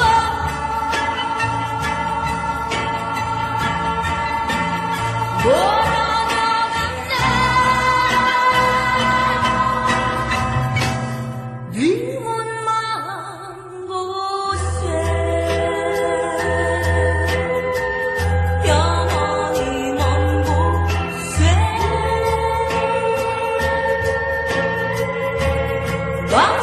막소리가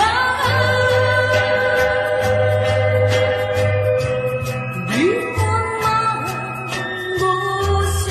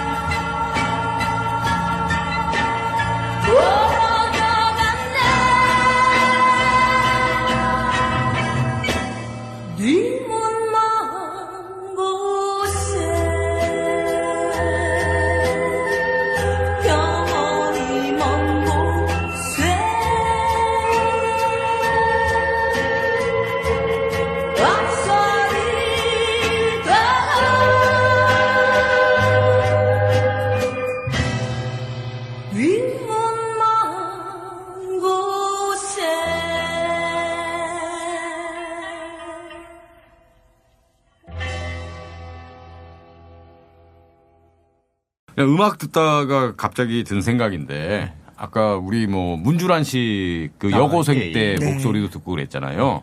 김추자 씨하고 문주란 씨하고 비교했을 때 누가 좀 더 센세이션했습니까? 결이 다르죠. 아 그렇습니까? 네. 둘 다 그렇긴 한데 진짜 그 일단 그 환영하고 주목하는 층이 다르니까요. 예, 좀 같이 비교하기는 네. 같은 선상에서 얘기하기는 문주라는 트로트 팬들이 좋아한 예. 거고요. 저렇게 어린애가 이런 트로트를 이쪽에 가깝고 김추자는 뭐야 이런 거죠. 뭐야. 그런데 이전에 없던 가수. 그렇죠. 자, 다음 곡은 저는 사실 생각도 못 했는데 예. 왜냐하면은 이 드라마를 본 적도 없고 어. 예, 이게 드라마 주제가처럼 쓰였을 것이라고도 전혀 생각지 않았는데 근데 역시 지금까지 우리가 얘기한 드라마는 다 본 적도 없는 드라마 아닌가요? 저는 다 본 거예요. 아니, 저는 다 서울이 봤어요. 안녕 님은 먼 곳에는 노래는 저도 뭐 그렇죠. 익숙하니까 예. 그리고 기록을 보면은 드라마 주제가라고 다 나와 있으니까 전 님은 먼 곳의 드라마 주제곡인지 오늘 처음 알았어요. 진짜로. 게다가 가사도 유호 작사라니까요. 드라마 예. 작가가 직접 쓰셨어요. 예. 근데요. 예. 이제 준비한 곡은 네. 진짜 전혀 몰랐고요 저도 바로 바로 그 이준희 선생도 모르는 작년에 왔던 각설입니다. 장타령. 듣지도 않고 또 안 예. 네, 그거예요. 품바. 예. 네. 예. 그게 드라마 주제곡으로 쓰였어요? 네. 근데 품바라는 말은 나오지 않아요. 품바는 나중에 네. 그 김시라의 1인극에서 나왔던 용어고요. 품바나 잘한다 이렇게 부르는 장타령은 쪼들이 있는 거예요. 아. 그때 나온 거고 품바타령이란 말이 일반적인 말은 아니에요. 주로 각설이가 부르는 것의 일반적인 말은 장타령이에요. 장타령. 예. 아까 1인극 하셨다는 분이 누구? 김시라. 김시라. 예, 김시라가 작가이자 연출가예요. 그 품바의 작가이자 연출가. 그분의 따님이 김추리라는 지금 트로트 가수로 활동하고 있습니다. 그렇군요. 얼마 전에 제가 그렇군요. 만나가지고 네. 생각이 나서. 네, 예, 알겠습니다. 예. 김추리. 예. 알겠습니다. 그러니까 이 장타령이란 노래는 정말 그야말로 길거리에 떠돌아다니는 노래고 그렇죠. 뭐 1930년대에도 음반 녹음이 있긴 합니다만은 예. 그러니까 이거는 어떤 문화 상품이라기보다는 그냥 정말 입에서 입으로 그냥 뭐 민요죠, 민요. 그냥 예. 그야말로 구전 예. 그런 건데 이게 이제 당당히 드라마와 만나게 돼서 69년 드라마인데요. 네. 드라마는 그 거북이라고 하는 김영수 작가의 작품이고요.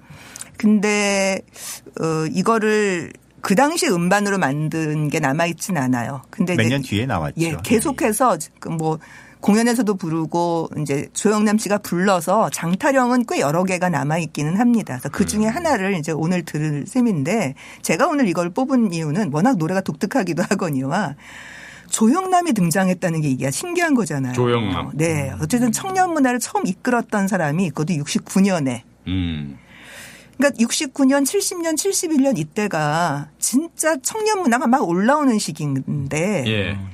TV 드라마는 도대체 이 청년 문화라는 현상을 어떻게 받아들였을까가 좀 궁금한 대목이거든요. 영화에서는 몇 년 있다가 별들의 고향이나 명자의 전성시대 같은 영화로 등장을 하잖아요. 말 그대로 청년 문화적 색깔을 갖고 있는 창작자가 등장해서 빅히트를 하잖아요. 노래는 아예 68년, 69년부터 뭐 무슨 하얀 손수건 뭐 이러면서 쭉 올라오는 거고요. 근데 생각해 보세요. TV 드라마에서 청년 문화를 반영한 청년 문화 작가의 드라마. 없어요. 없습니다. 예. 그러니까 드라마가 방송국이라고 하는 거대한 체제 속에 들어 있었기 때문에 가장 보수적으로 움직인 것 같아요. 오히려 70년에 인기가 있었던 70년, 72년에 아시아고 여로 같은 진짜 복고적인 드라마가 네. 뜨거든요. 네. 뭐 청년 문화는 소재로만 채택되거나 그것도 되게 어른들의 눈으로 본 작품 아니면 이렇게 신중현을 받아들이거나 아니면 조영남을 받아들여서 주제가로만 쓰거나 왜냐하면 이게 이제 히트의 방식이라는 걸 알고는 있으니까 그 대신 작가 연출자가 들어오지는 못하는 거예요. 이거는 너무 강고한 벽인 거죠. 이 노래는 그럼 누가 가르쳤느냐? 작가인 김영수 선생이 가르쳐 준 거래요. 이 얘기는 누구한테 들었냐 하면은 연출자가 전세권이라는 분인데요. 네. 전인권 씨 형님입니다, 이분이. 예. 연극도 하셨고 TBC 연출자 오래 하셨던 분인데 이분한테 직접 가서 들었어요. 이거 누가 가르쳤냐 그랬더니 김영수 선생이 자기가 알고 있는 버전을 직접 가르쳐줬고 조영남이 불렀다. 예. 저는 이 드라마를 봤는데요. 역시. 이거 진짜 귀한 방송입니다. 지금 이 방송이. 이렇게 얘기할 수 있는 사람 거의 없어요. 제 또래에서. 보셨다는 드라마가 거북이. 거북이. 네. 왜 기억이 나냐면 저는 이제 조영남이라는 사람이 좋았으니까 그 당시 어린 마음에 열심히 봤을 거 아니에요. 그런데 첫 오프닝 화면이 뭐냐면 화투짝 있죠. 화투짝을 쫙 깔아놓고 노래가 쫙 흘러나오는데 조영남 목소리로 작년에 왔던 각설이가 죽지도 않고 또 왔네. 이걸 기타 치면서 기타로 기타 반주로. 근데 나중에 전세건 선생 얘기를 들어보니까 탬버린이 같이 있었대요. 리듬은 탬버린으로 하고 기타 치면서 조영남이 노래를 불렀다. 직접 화면에 나와서 조영남 씨 아니에요. 그건 아니고 화면은 화투짝 깔리는 거예요. 그래서 조영남 아저씨가 화투를 잘 그리는군요. 그럴지도 몰라요. 그림이 다 화투짝이잖아요. 그렇게 또 연결되니까. 그렇게 연결될 수 있죠. 그럴지도 몰라요. 근데 이 얘기가 장타령이 어울릴 수 있는 드라마였던 게 일제강점기 때 수표교 다리 밑에 있는 거짓대들 이야기예요. 이 얘기가. 시대 배경이 일제강점기예요? 네, 일제강점기예요. 근데 이제 수표교 다리 밑에서 살고 있는 거지 왕초가 이제 거북이라고 하는 인물이 있고요. 이제 김성옥 그 배우가 맡았고 그다음에 이제 그 마을에 굉장히 잘 사는 부잣집에 아주 괴팍한 늙은 노인네가 하나 사는데 돈이 많아요. 근데 거의 딸 같은 아이 하나를 후치로 받아요. 돈으로 사오는 거죠. 그 아씨가 너무 예쁘고 고운데 이 거북이가 그 여자를 보고 한눈에 반하는 거예요. 그러니까 그 아씨가 원하는 거라면 뭐든지 할 수 있는 남자가 되는 거예요. 다른 인물들 거짓된 인물들이 굉장히 많이 나오겠죠. 더 끝내주는 거는 그 괴팍한 그 노인의 아들이 있어요. 아들은 독립운동을 해요. 도망 다니고 막 이래요. 거의 딸하고 같은 비슷한 또래인 거예요. 그러니까 이제 거기서 막 얼마나 복잡하게 얽히겠어요. 그렇게 얽히는 아주 복잡한 그리고 그 독립운동한 사람 아씨 때문에 숨겨주게 되고 이 거북이가 나중에 당하게 되고 뭐 이런 이야기가 얽히는 겁니다. 드라마도 엄청나게 인기를 끌었고요. 시청률 되게 올라갔었어요. 나중에 영화로까지 만들어졌고요. 노래가 같이 인기를 끌 거 아니에요. 조영남인데다가 장타령인데다가 드라마도 인기가 있으니까. 이것도 국무회의에서 난리가 났대요.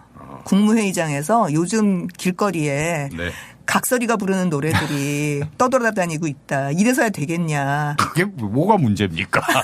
또 이렇게 한마디 하시면은 뭐야? 그 당시에는 드라마에서. 그랬어요. 그 당시에는 이런 뭐 각설이 얘기, 거지 얘기 이런 건 다 저속한 거라고 생각했어요. 그래서 사장이 불려갔대요. 국무회의에. 이게 방송사가 어디였는데요? TBC요. TBC 사장이. 그래서 이 전세건 PD가 그러시더라고요. 부들부들 떨었대요. 혹시 이거 중방당하면 어떡하나. 오더니 금일봉 내리시더래요. 왜요? 시청률 더 올리라고. 역시 민방인 거죠. KBS가 아닌 거예요. 그래서 금일봉 받고 더 열심히 했다고. 자, 그러면 장타령, 조영남 아저씨 목소리로 듣겠습니다.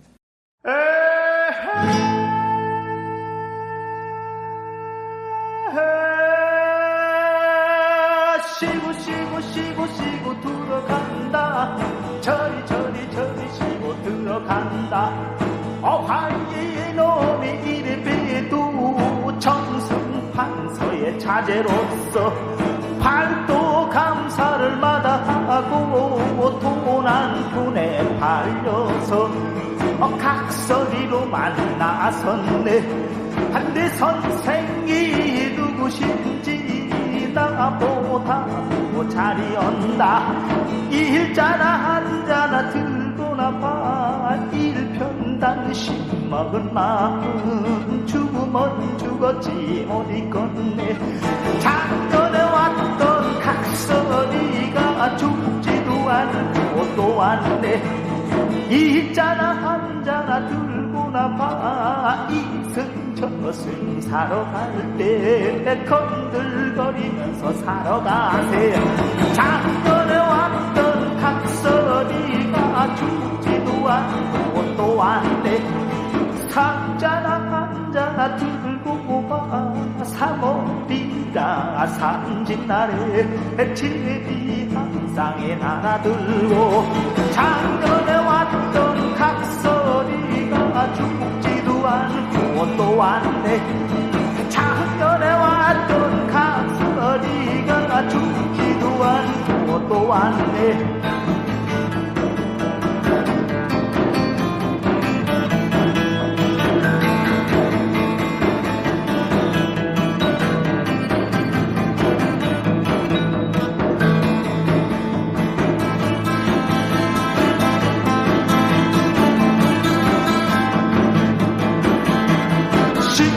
쉬고 들어간다. 저리 쉬고 들어간다. 푹 빠바 들어간다. 푹 빠바 들어간다. 푹 빠바 들어간다. 푹 빠바 들어간다. 다음 곡은 정말 유명한 곡이네요. 예. 네. 그리고 또 드라마 역사에서도 아까도 말씀하셨지만 그 일일 드라마 네. 거기서 뭐 정말 빠뜨릴 수 없는 작품이고요. 뭐 미리 나온 김에 말씀을 드리자면 오늘 여론은 안 듣기 때문에 오늘 네. 이제 이 아씨라는 노래만 들을 거기 때문에 그렇긴 네. 한데 저희 집이 텔레비전을 구입하게 된 계기가 네. 여로라고 하더라고요. 근데 여로란 작품이 나오게 된 거는 바로 이 아씨 때문이거든요. 네. 예. 네. 그러니까 이 1970년에 발표된 드라마 아씨 그리고 주제가 아씨 뭐 빠뜨릴 수 없는 곡이죠. 이미자 씨가 불렀죠. 예. 네. 그래서 어떻게 무슨 작품 하나 때문에 무슨 TV 시대가 열리고 어쩌고 저쩌고 사람들이 그렇게 과장했다고 생각할 수도 있는데 실제 그런 거예요.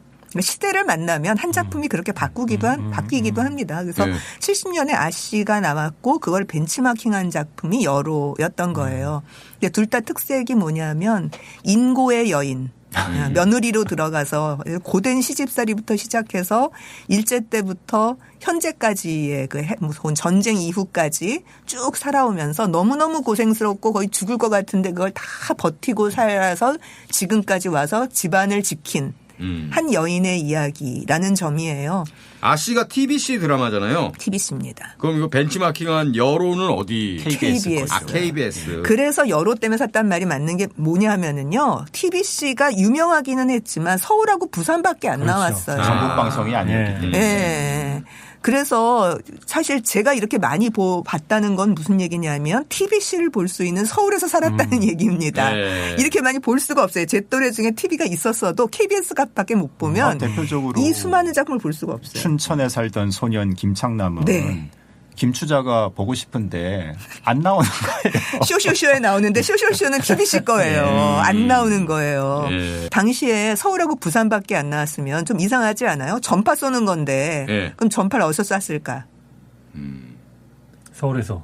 서울에서 쏘면 부산까지 안 가잖아요. 예, 그거 예. 이제 저번에 한번 들은 것 같은데 테이블 들고 가요. 가지고 와서. 네, 생각- 일일 연속극은 그 다음 날 나오고 일주일에 한 번씩 하는 연속극은 일주일 후에 나와요. 예. 네. 이게 지금 일일 드라마면 매일 하는 거예요. 매일 하는 거잖아요. 네. 근데 방송이 지금 거의 1년 가까이 했네요. 그럼요. 어마어마해요. 어마어마한 거네요. 네. 네. 이 다음부터 일일 연속극 이렇게 초장기 막 300몇 회, 400몇 회도 있어요. 예. 70년이니까 이거 생방송은 아니잖아요. 그렇죠. 녹화죠. 그렇죠? 이때는 뭐 녹화 자리를 편집 다 잡았던, 됐을 예. 때고요.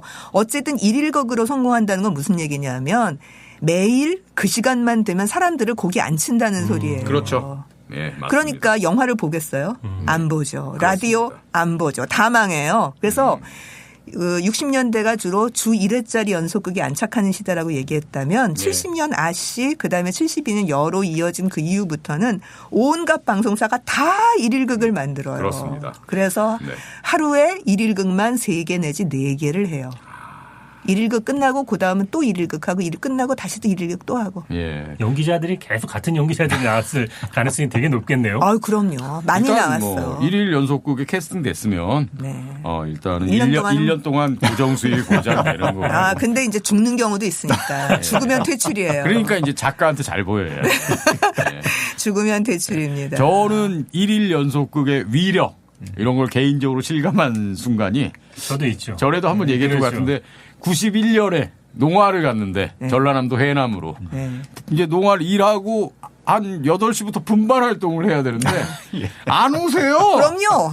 왜 안 와요. 오시나 봤더니 다 서울 뚝배기 보느라고. 네. 그런 거예요. 그 여로도 마찬가지로 여로 보느라고 그 시간에는 영화관에 사람이 없는 거예요. 그래서 어떤 영화관은 아예 그 텔레비전을 걸어놓고 아. 그 시간에 열어 보시고 끝나고 나면 영화 보시라고. 드라마도 보고 영화도 보고. 그렇죠. 아예 그랬다는 거 아니에요. 아씨의 작가는 누굽니까? 드라마 작가? 임희재라고요. 그 로맨스 그레이 같은 라디오 드라마 나중에 영화로 만들어졌던 원래 이게 희곡 작가로 출발을 하셨죠. 아씨가 아마 마지막 작품이었죠. 마지막이에요. 예. 중간에 쓰시다가 돌아가셨어요. 아이고. 아. 그래서 마지막에 약간은 이철향이라고 하는 후배 작가가 맡아서 그럼 나머지 부분을 쓰셨어요. 이철양님이 여로를 쓴 겁니까 혹시? 아니에요. 아, 그건 아니고. 여로는 이남섭이라고 하는 이분도 정말 독특한데 PD예요. 아. 본인이 쓰고 본인이 연출하셨어요. 거의 미친 거 아니에요?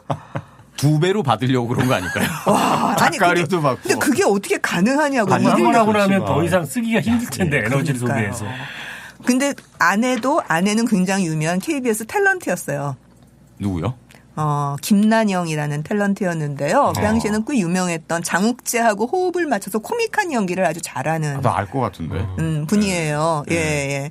근데 하여튼 아니 정말 방송에 미친 것도 아니고 이 사람 이래갖고 어떻게 살았을까 싶을 정도로 쓰고 연출을 했었습니다. 근데 이 시기에는 보통 20분짜리예요. 일일 연속극이. 예. 20분짜리 5개를 그러니까 월화수목금 이렇게 하잖아요. 주말 연속극 주말에는 안 하니까 예. 하루에 다 녹화했대요.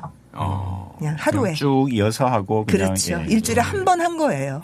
그래서 그 시기 드라마들을 보면요. 진짜 지겹고 내용이 정말 안 나가요. 한 얘기 또 하고 우리 저기 안방으로 갔다 건넌방으로 갔다 마루로 갔다가 마당으로 가면 끝나고 막 거의 그래요. 역시 산증이. 자, 그럼 여기서 이미지 아씨 듣겠습니다. 네.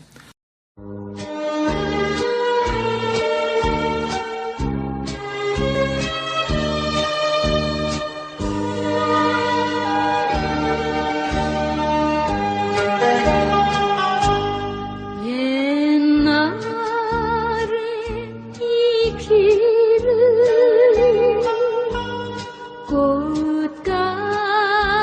꽃가마 타고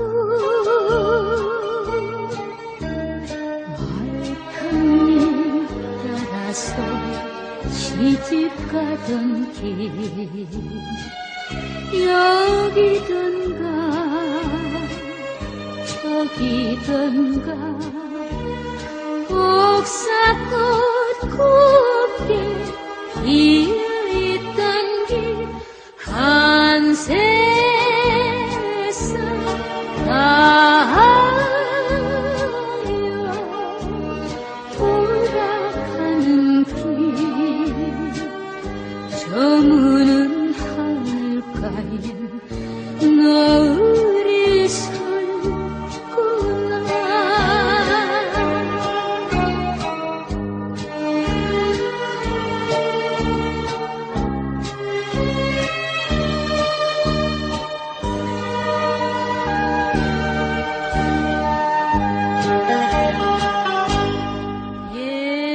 옛날에 이 길을 새색 시적에 소금 따라서 나들이 가던 길 어디선가 저만치서 뻐국새 구슬이 물어대던 길 한세상 가요 돌아가는 길 저무는 하늘가에 노을이 설구나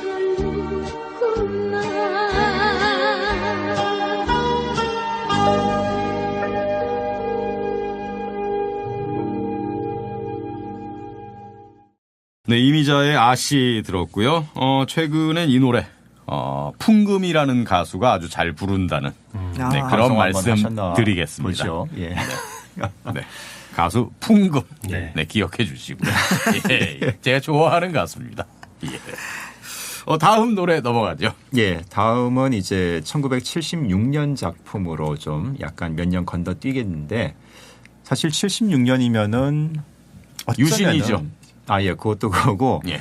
제가 이제 만 4살이니까 네. 어쩌면은 봤을 수도 있는데 그렇죠. 기억은 기억은 안 하나도 나죠. 안 나고 기억은 안 네, 나요. 그래서 저는 이 곡을 역시나 전혀 생각을 못 했어요. 근데 이제 이영미 선생님께서 예, 역시 산증인이. 산증인으로서 일단 드라마가 굉장히 중요한 작품이고 그리고 이거는 어찌 보면은 주제가로 새롭게 만들어진 노래가 아니기 때문에 네. 뭐 주제가처럼 쓰인 뭐 삽입곡, 테마곡이라고 해야 주제가는 될까? 따로 있었어요. 네. 따로 있었어요. 네, 따로 있었어요.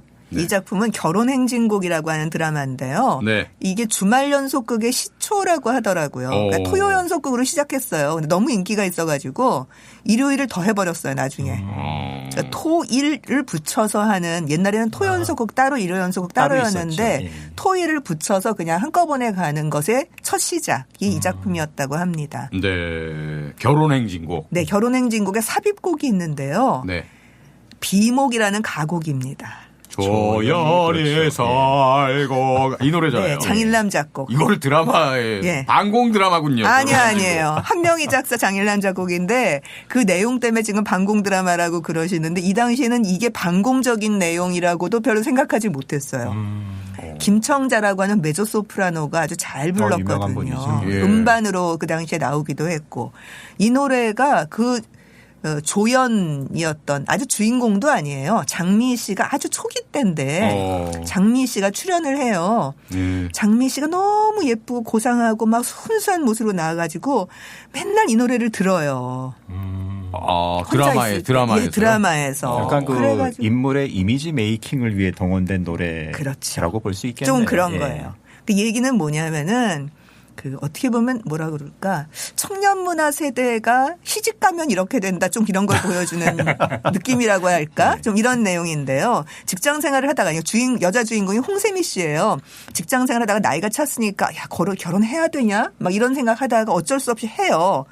막 고민하면서 했는데 남편이 박근형이에요. 근데 어떤 집안이냐 하면 옛날 한옥집 있죠. 네. 전형적인 도시 한옥. 거기에 홀시어머니. 바람둥이 시동생 한진이. 그 시어머니 누구겠습니까? 강부자죠. 예. 그러니까 딱 그려지죠. 바람둥이 시동생 한진이. 그다음에 시누이 유지인.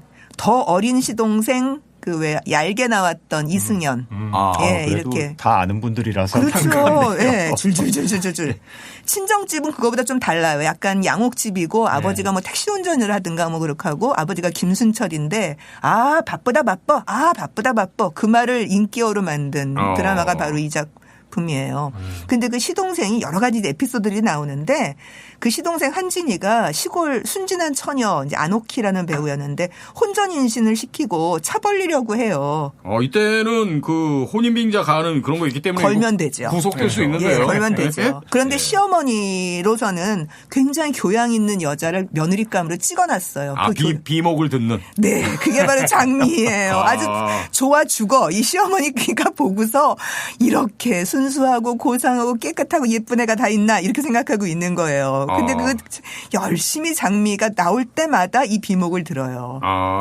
이 드라마가 어떻게 갈지 되게 궁금하시죠? 이 여자가 주인공 여자 새댁이 이거 도저히 안 되겠는 거예요. 자기 생각에. 아니 어떻게 이런 일이 있을 수 있냐 이런 생각을 하는 거죠.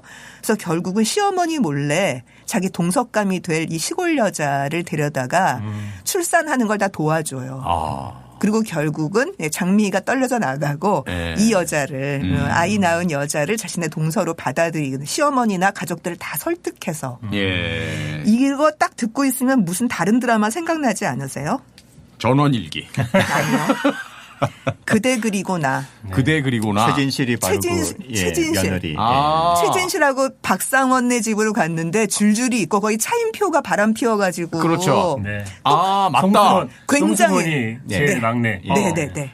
굉장히 비슷해요. 차인표 여자친구. 복길이. 네, 복길이. 맞다. 생각나네.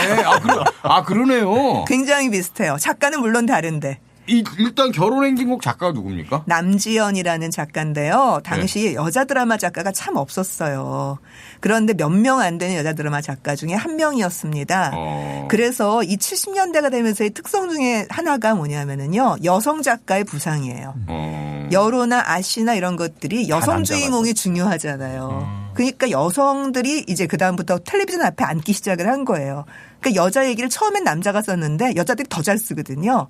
그래서 여성 트리오 트로이카 작가가 이때 생기는데 네. 가장 꼭대기가 남지연 결혼행진곡 같은 히트작이 있고요. 네. 그다음에 김수현. 뭐 당연히 나와. 예, MBC를 정말 최고로 이끌어낸 사람이에요. MBC가 김수현 때문에 살았다고 하고요. 특히 주단학 화장품. 그땐 진짜 이름도 없었대요. 그래서 MBC가 받을 수 있었대요. 광고를. 네. 주단학에서. 김수현 작품 때문에 떴대요. 그 화장품이. 예. 그다음에 그 나연숙. 예. 달동네에서 보통 사람들로 가고 있는 바로 이 세 명이 트로이카 작가로 여성 작가의 시대를 열게 됩니다. 근데 이제 결혼행진곡 남지연 작가 썼고 네. 이게 90년대 후반 그대 그리고 나랑 진짜 네. 말씀 들어보니까 흡사한데 굉장히 흡사한데 그대 그리고 나는 누가 썼습니까? 김정수 작가. 그게 전원일기 쓴 작가예요. 또 유명한 약간 이렇게 갖고 오신 거 아닌가요? 아마 영향을 받았을 수 있는데 저는 그 대목이 되게 비슷하다고 생각했어요. 여기서 보면 최진실이 청년 문화의 아이콘 아니죠. 신세대 문화의 아이콘이잖아요. 그렇죠. 질투부터 예, 시작해서. 예. 그래서 나름대로 굉장히 세련됐다고 생각했는데 시집가 보니까 자기가 여태까지 알고 있던 게 너무 아무것도 아닌 게 되어버린 거예요. 네. 거기서 직장생활 하면서 온갖 그 시댁 식구 하면서 저는 기억나는 그 대사 중에 하나가 그 자신의 그 바람둥이 시동생이 혼전 임신까지 시켜놓고 여자를 버리려고 하니까 이 최진실이 너무나 비분관계 해가지고 네. 집에 와서 엄마한테 친정엄마한테 막 울면서 엄마 나 직장 그만두고 여성운동 할까 봐. 결국은 최진실의 힘으로 이런 것들이 다 해결이 되죠. 친정엄마 비슷해요. 김혜자? 김혜자 맞아요.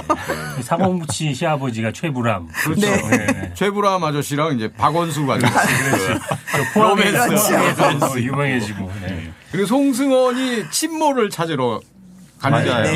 이경진 씨. 네, 네, 생각나네요. 맞아요. 아, 열심히 보셨구나. 그때 이거 90년대 후반 작품이에요. 네. 이거 맞습니다. 상당히 인기 많았어요. 인기 많았죠. 네, 네. 네. 그리고 이때는 팝이었잖아요. 그 인기 그렇죠. 있었던 곡이. 맞아요. 저 주제곡이. 뭐 호라이즌 그 뭐 비욘드 네. 더 호라이즌인가 뭐 네, 하여튼 네, 예. 맞습니다. 야, 많이 흡사한데요, 너무. 굉장히 흡사해요. 이 정도면 너무 벤치마킹을 넘어서는 너무 좀 너무 흡사한 거 아닙니까? 네. 문제 있는 거 아닌가요? 근데 어쨌든 그 맥락까지 흡사하는 게 굉장히 재밌었어요. 청년 문화 세대와 이쪽은 신세대 문화 세대. 하지만 이 나중에 나온 그대 그리고 나에는 비목 같은 노래는 없지 않나요? 그렇죠.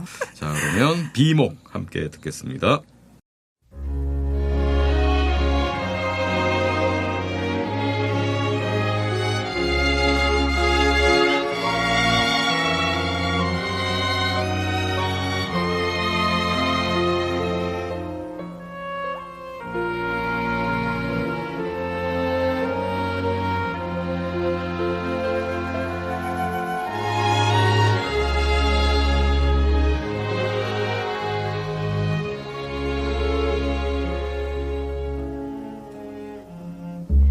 우연히 쓸고 간 깊은 계곡 깊은 계곡 양지역에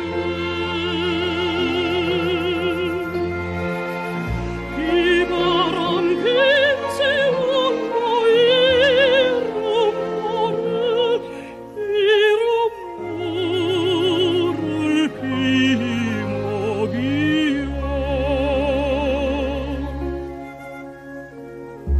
먼 고향 초동 친구 두고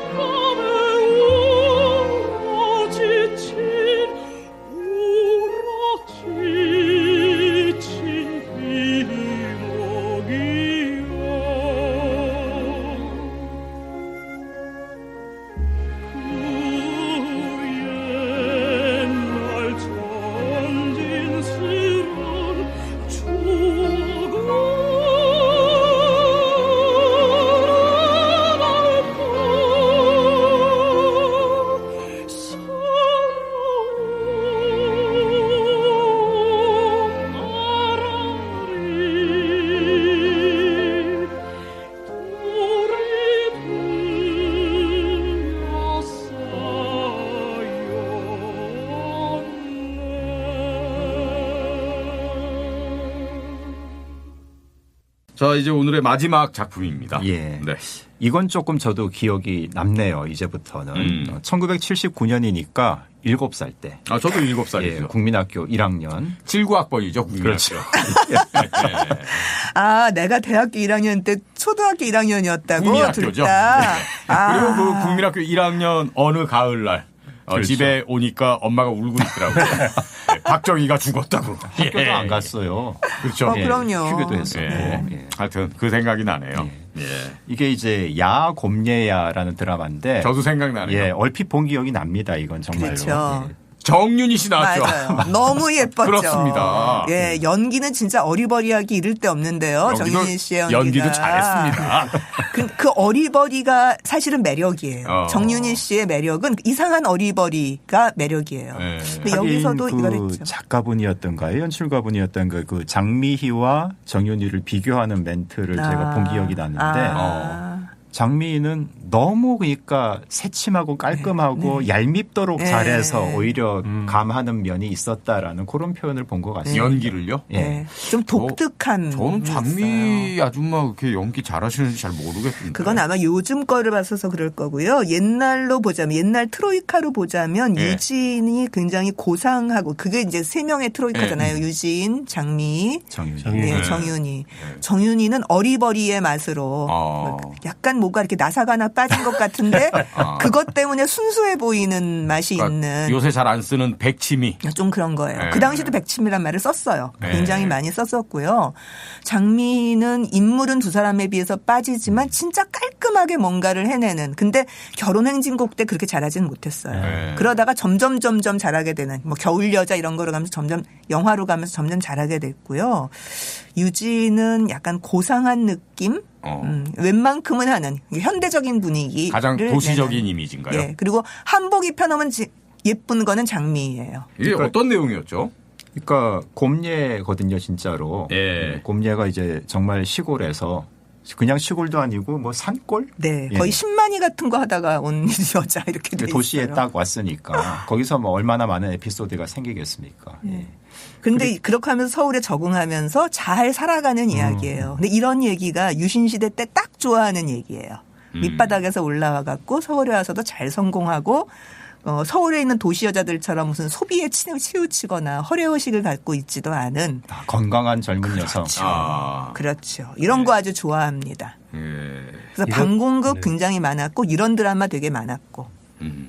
근데 어쨌든 진행 드라마가 한창 이제 인기몰이를 하던 중에 유신이 끝나버렸잖아요. 11호. 예. 이게 그러니까 79년 6월부터 80년 5월까지네요. 예. 그건 17일 마지막 이네요, 그것도. 예, 하필이면 또 5월 17일 마지막 방송이었더라고요. 참 그 격동의 세월과 함께한 드라마였다는 생각이 듭니다. 네, 그리고 뭐 맞아요. 아시겠지만은 불과 이 드라마 끝난 뒤 몇 달 뒤에 TBC 자체가 사라져 버리더라고요. 그러네요. 예. 그렇죠. 지금 이게 임주리 씨가 부른 주제가거든요. 그렇죠, 주제가. 야곰예라고 하는 게. 예. 근데 임주리가 사실 그렇게까지 인기가 있는 가수가 아니잖아요. 이 당시에는 예. 이게 립스틱 짙게 바르고 전이죠. 훨씬 그럼요. 전이죠. 훨씬 전이죠. 예. 근데 이런 사람한테 주제가를 맡긴다? 그런 얘기는 뭐냐면은 텔레비전 드라마 주제가의 위상이 옛날 60년대하고는 달랐다는 것을 의미해요. 점점 떨어지고 있는 거죠. 무슨 얘기냐면 60년대 텔레비전 드라마, 라디오 드라마 주제가는 상당히 고상한 노래들이었어요. 대중가요 전체로 봤을 때. 점점 텔레비전 드라마나 라디오 드라마가 대중화가 되면서 이제 가요계는 막 청년 문화 새로운 신세대 걸로 막 가고 있는데 그거에 비해서 TV 드라마 주제가 라디오 드라마 주제가는 훨씬 좀 올드한 통속적인 그런 분위기의 노래가 많이 나오니까 가요계의 새로운 트렌드에 적응하는 노래들이 아니에요. 그래서 이 다음부터는 그렇게 히트곡이 60년대처럼 쏟아져 나오지가 않아요. 예. 60년대 초와 70년대 초처럼 쏟아져 나오는 시대가 아닙니다. 그러니까 임주리 같은 사람도 맞는 거죠. 그러니까 79년이면 벌써 대학가요제 같은 것도 하던 시절이고 그렇죠. 예. 그러니까 그런 거와 비교해서 보면은 아무래도 진짜 말씀하신 대로 올드한 느낌이 나는 건 사실이죠. 네. 어쨌든 그래도 곡은 좋습니다. 네. 예.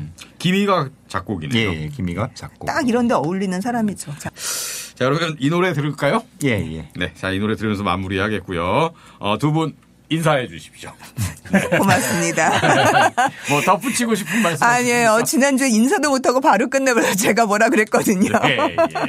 뭐 저는 예고 네네. 그러니까 80년대로 이제 이후로 넘어가잖아요. 네. 더 친숙한 기억이 많이 나는 그런 작품 드라마들 또 노래들이 나올 예정입니다. 이제는 산증이들이 많으시니까 저만 그렇죠, 있는 게 이제. 아니라. 저는 네. 80년대 드라마 하면 역시 그때 뭐 이제 청소년기였으니까 고교생 일기라든가 그런 거 기억하시는구나. 호랑이 선생님 이런 그 거. 오래전 호랑이 어렸을 선생님. 때였고 고교생 일기라든가 사랑이 꽃피는 나무 최재성 멋있었습니다. 최재성 그때 저는 손자병법.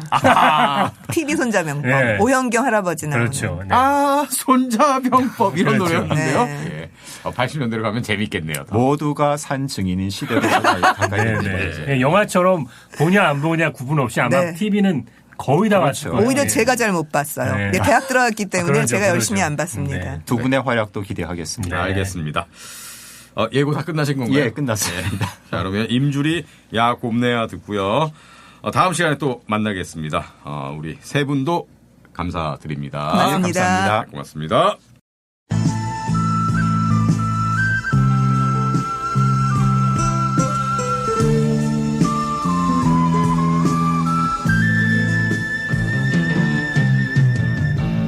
눈 감으면 보여요 고향의 어솔길 들리는 것 같아요 고향의 새소리 메마른 가시던 불 애치며 살지만 마음속엔 꽃내음이 가득 찼어요 눈 돌아가센 파도 꽃누리를 적셔도 꺾이지 않아요 마음속에 고운 꿈